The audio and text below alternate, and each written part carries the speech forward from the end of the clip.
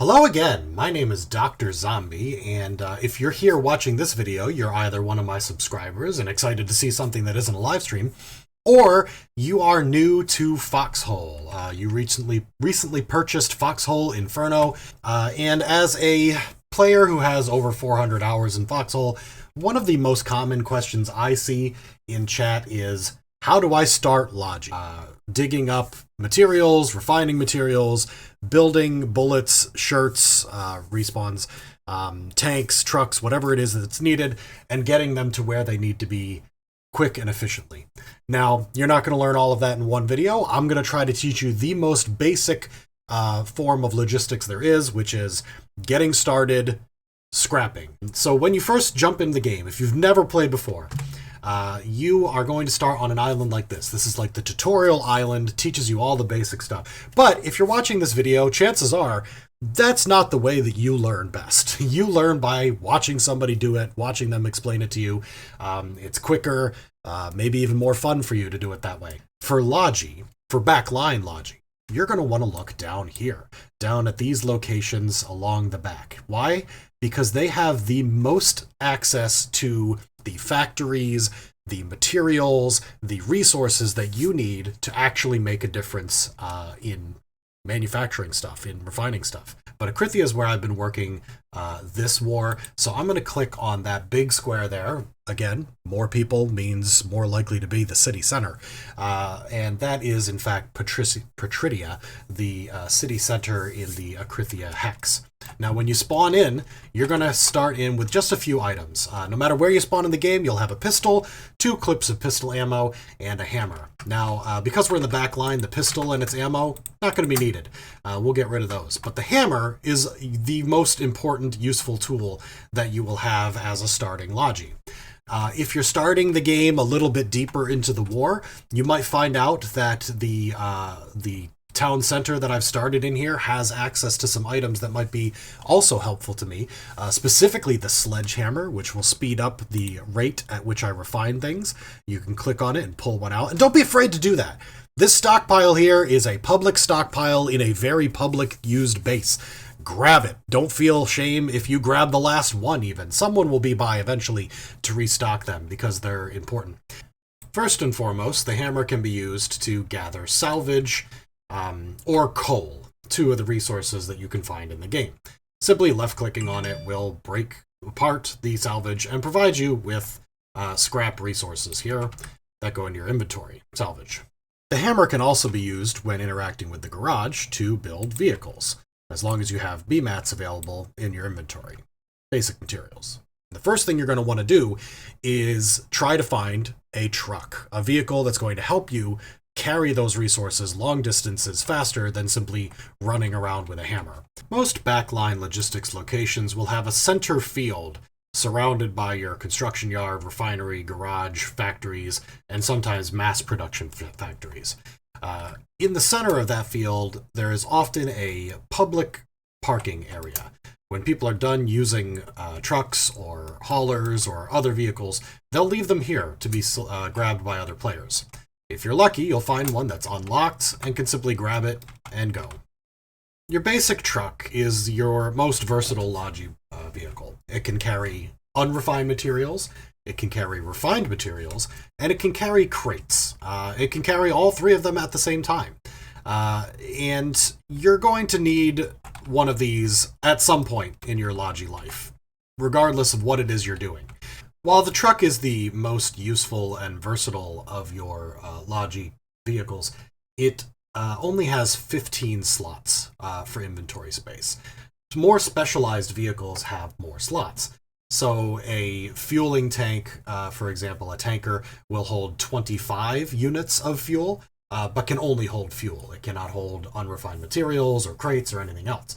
The other option are these resource trucks. These resource trucks hold 20 different boxes here, and you can see, I can scroll down to see the additional 5, but they will only hold raw materials. They will not hold refined materials, such as B-mats, basic materials, R-mats, refined materials, or diesel. They only hold scrap, components, coal, or sulfur. I believe there might be one or two other types like broken components that these will hold, but they carry more. Now, they cost a little bit more to construct than your standard truck, but when you're in the early game and you don't have access to a flatbed, or you just want to do some really quick refinement, one of these is the optimal way to go, because you'll be able to get an additional, 5 slots. That's an additional 500 scrap or 500 components. It is 25% bigger than the trucks, the basic unmodified trucks storage. So yeah, here's the other type. Just happen to drive by it here. This is a flatbed. Now, flatbeds are a very specialized Logi vehicle that you will want at some point. They don't have a large inventory. They only have 1 slot for things. They can handle anything, crates, resources, unrefined, refined, whatever. But you're not going to be using that to transport. What you are going to be using is something on the back. Somewhere nearby most garages in the back line is a flat platform like this. This is, sorry, I'm interacting with the signpost. This is a construction yard, and the construction yard can create multiple items that fit on the back of flatbeds. Material pallets can be used to carry things like sandbags or barbed wire or certain large caliber ammunition. Resource containers are probably what you're going to be using the first time you use a flatbed. These hold 5,000 raw materials. Now, just like the modified truck, the resource truck that has 20 slots for raw materials, the resource container has more than double that. It has 50 slots at 100 each. But it requires a little extra Logi effort. You're going to want to learn how to use this, but it's not something you need to know right out the bat to get started. You can also create shipping containers. These carry 60 crates worth of refined, crafted materials like bullets, shirts, bandages, explosives, whatever it is that you need. And you use these at storage depots or seaports to pick up and move large quantities of needed items at the front line. But they can only be loaded and unloaded at storage depots, refineries for raw materials, or not raw, sorry, refineries for refined materials, or at seaports. So you need to know very, very well where you're going, and that the network will be set up for you when you get there. There are also weapons. Certain weapons can only be loaded and deployed via flatbed. And there are containers, liquid containers that hold oil, petrol, diesel, or any other liquid that needs to be moved long distances on the back of a truck. They hold 100 units. You will definitely want to use these at some point if you stay on the Logi path for a long time, because you'll find that petrol is in high demand at certain resource mining facilities. And I'll explain all that in some other video, or you'll just learn it yourself. That's a little bit more complicated than I want to cover in this first tutorial. So, just like in the garage, you select one, a blueprint shows up, you hit it with the hammer and some BMATs in your inventory, and then it'll create itself. If you leave it alone long enough without adding any BMATs to it, it'll simply decay like that. In order to load things on or off of a flatbed, you need a crane. There are several cranes available at major locations such as refineries or the construction yard, which is where I'm at now, or storage depots that are simply built in. They can never be destroyed or dismantled or anything like that. So there always will be one available when you need it at those locations. But there are player-made cranes as well to help with loading and unloading resource containers at specific locations. Here's a crane right here to help load and unload tanks or push guns onto flatbeds that are created in the garage and then need to be transported faster. Here's a crane that's been created by a player, driven to this location, and can be used to load and unload flatbeds when working at this salvage yard. Simply right-click and hold to move the crane to the location. When you're given a white gear icon, you can left-click to pick something up. I can then move it down to the grass here, left-click again with the white target to drop it onto the ground. And then I can unpack it. that will allow me to use this storage crate to put in scrap that I'm working on here. I should have brought a sledgehammer to work a little bit faster, but you get the idea. When you're loading up a resource crate like this one, you're going to notice that it has a stockpile window here and a resource container window. Now, if you shift-click, you can move these things into the resource container, but that doesn't actually fill up the stockpile of the resource container, which is what you're trying to do. The easiest thing to do is going to be right-click, submit all to stockpile. But you can also click this button here, submit stockpile items. Now, of course, the resource container will only accept raw resources, copper, iron, coal, etc. But you can store other things in it to empty out your backpack to make you a little bit quicker and also give you more slots for grabbing that sweet, sweet scrap. Now, once you've filled up your resource container, you'll probably be left with some salvage still in your backpack. And you'll notice you have an encumbrance value here next to this little filing cabinet shaped thing. If that exceeds 100%, you're not going to be allowed to get into your vehicle. Hitting Q next to your vehicle will simply say you can't do it while you're encumbered. So be a good Logi man.